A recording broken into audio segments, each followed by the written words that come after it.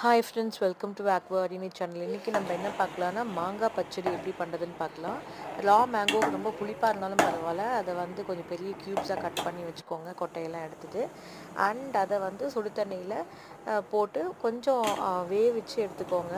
ஒரு வேக்காடு, ஓரளவுக்கு அந்த தோல்லாம் கலர் மாற வரைக்கும் வெயிட் பண்ணிவிட்டு அது எடுத்துடுங்க.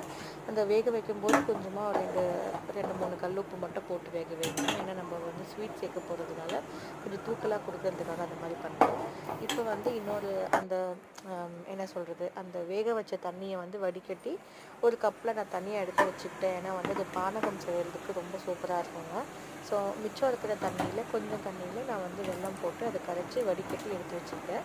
அந்த வெல்லம் நல்லா கொதித்து வந்து அதில் ஒரு 4-5 கரண்டியை நம்ம எடுத்து வச்சுருந்த அந்த பானகத்தில் மிக்ஸ் பண்ணிவிட்டு குடிச்சிங்கன்னா அல்டிமேட்டாக இருக்குங்க. இப்போது பேலன்ஸ் இருக்கிற அந்த அந்த பாகில் என்ன பண்ணுறோன்னா, அந்த மாங்காயெல்லாம் போட்டு ஒரு வேக்காடு போட்ட மாங்காயை போட்டு வேக வச்சு நல்லா அது வந்து அந்த ஸ்வீட்னஸ் வந்து உள்ள சேர வைக்க வெயிட் பண்ணலாம். இப்போ வந்து உங்களுக்கு ஃப்ளேவருக்கு நீங்கள் வந்து கிராம்பு போட்டுக்கலாம், சுக்கு போட்டுக்கலாம், உங்களுக்கு ஏற்ற மாதிரி போட்டுக்கலாம். நான் வந்து இதில் கொஞ்சம்